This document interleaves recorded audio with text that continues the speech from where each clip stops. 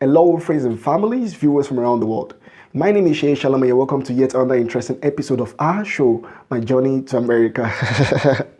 Wow, it's such a beautiful day today, and I'm going to be sharing with you the most important issue in the life of any intending international student, and that is about your visa application. So today, join me as I share with you F1 visa application for international students. I want to be sharing with you some of the important documents that you need to take along with yourself when visiting the American consulate. So, very quickly, let's roll it. Now, during my own time, I received a lot of unimportant information while I was going to the American embassy. Some of this information were actually fake because people actually told me what they do not know about the American embassy. And because I was ignorant too, I obliged. And that brought me back to the saying which says, ignorance is actually a disease. Yes, it is a disease. Now, but I will be sharing with you today what really worked for me. And these are the necessary documents you need to take with yourself when visiting the American consulate. The number one thing you need to take along with yourself is your passport, your international passport. Now, we are assuming, or I am assuming right now, that you already have your admission letter in your hands. We already assume that you have been granted an admission. Now, you need to take along your international passport alongside with your passport size photograph. Now, this passport size photograph has to be a 51 by 51 millimeter. Now, you don't need to take more than two, because during my own time on getting to the gate of the American embassy, I had a lot of people telling me I need to snap passports, you need to snap 20, you need to snap 50, and unfortunately, on getting to the American embassy, coming face to face with the consulate, I would think I only needed one. So for risk prevention, you can just take two with you. You don't need more than two. Another thing you need to take along with you is your admission letters, your admission documents. Some of the admission documents your school offered you, you need to take it along with yourself. And this includes your I-20 form. Now, before you can get your I-20 form, it is important for you to know that you cannot get it without your service fee. You need to pay your service fee. And what is service fee? Service fee is your student exchange visitor information system. And this is actually the document that the US government will use in giving your school the right or the obligation to offer you your I-20 form. Without your service fee, there is no way, absolutely no way, you would get your I-20 form. And without the I-20 form, you cannot even have your place in the American embassy as an international student. Another document that you need to take with yourself, which is very, very important, is your statement of account. Now, the US government wants to be sure that you are capable to cater for your tuition or your cost of attendance. Now, this is not necessarily your own obligation to have such amount of money in your own account. You can have your parents sponsor you. You can have sponsors from anywhere in the world. It can be your uncles, your friends, your pastor or relatives. Anybody can actually sponsor you, as long as the US embassy is sure that you have the cost of attendance a little bit higher than your cost of attendance in any account you are presenting. Then you are good to go. Now, for those people who are in Africa, or maybe you're in Nigeria, for example, this is a lock for you. This is an expo for you. If you're in Nigeria, for example, and you're confused about how to get this such huge amount of money in your account, you can just contact me on my email at info@shayshalom.org for further information. For those of you who really don't have access to getting a huge statement of account, that is that. And another thing you need to know is facing your consulate. You need to be very strong while facing, you need to be very, very courageous while facing your interviewer. Now, you need to know that your interviewer has nothing against you. He or she doesn't know you from Adam, and he or she is not interested in denying you of your visa.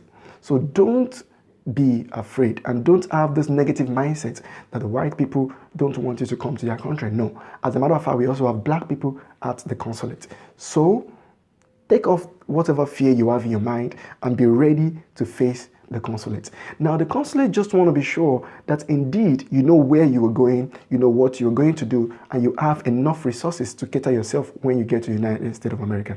And also, they want to be sure that you are not going to flee or run away or actually leave what you told them you plan to do behind when you get to the United States of America, because we have a lot of students who come to the United States and decide not to go to school or flee to some other countries. And these are the things that the US consulates or the interviewers are obliged to check. That is how they are trained to do their work. So they have absolutely nothing against you. As a matter of fact, when I faced the interviewer the first time, I was actually denied. And this was because I really don't know the reason. Most times, nobody can really tell you why you can get accepted or how you can get accepted or why or how you can get denied. During my own time, I was actually asked a question, and that was, who do you plan to stay with when you get to the United States, or do you know anybody in the United States? And I told them yes, and I told them where I plan to stay. Unfortunately, I had different suggestions from people who told me that I shouldn't have told them.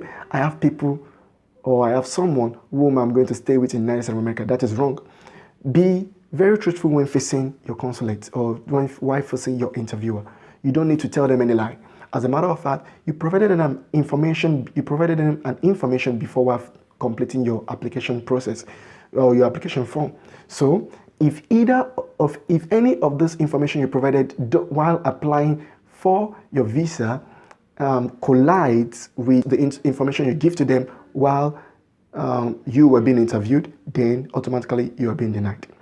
Well, anyway, I think that is enough for this week, and that is where I will be stopping for this week because our time is already fast spent. But I need to let you know that the most important thing you need to know while facing your interviewer is for you to be courageous. Be courageous, be bold, give them the right information. And before going to the consulate for your interview, ensure that you practice enough with your friends and families. Imagine the interviewer right in front of you and try to figure out some of the questions that you might be asked. And some of the questions they usually ask is the school you were going to. You need to know the school you were going to. You need to be sure of some of the relevant information attached to the school you're going to. You need to be sure that you have the contact of your international counselor from the school you were going to. You need to be sure that you know the address of where you plan to stay. You need to be sure of your reasons for doing the particular major you chose and what you plan to do after completing your major. These are the necessary information that you need to know, and ensure that you provide the necessary documents as so necessary documents like your birth certificate, your tertiary school education, and some of the certificates you have, and your exams, your examination documents too, some of like TOEFL and GRE and all this. I think it's pretty easy to face the consulate because they are human like you. So do not be afraid. Come on. It is your time to make it to America, so don't be afraid. You have the right to further your education anywhere you want to in the world. Well, I think I've come to the end of this program. My name is Shey Shalom. You can contact me on my email at info@sheyshalom.org if you have any opposing view or supporting view concerning today's subject matter. And I hope that today's topic actually benefits you a lot. Contact me again, info@sheyshalom.org, as written on your screen. And please do me a favor by subscribing to this channel, liking this particular video, and sharing it if possible, if you think you have someone who would benefit from this program. See you next time, as Shey Shalom has to hurry to do some other things.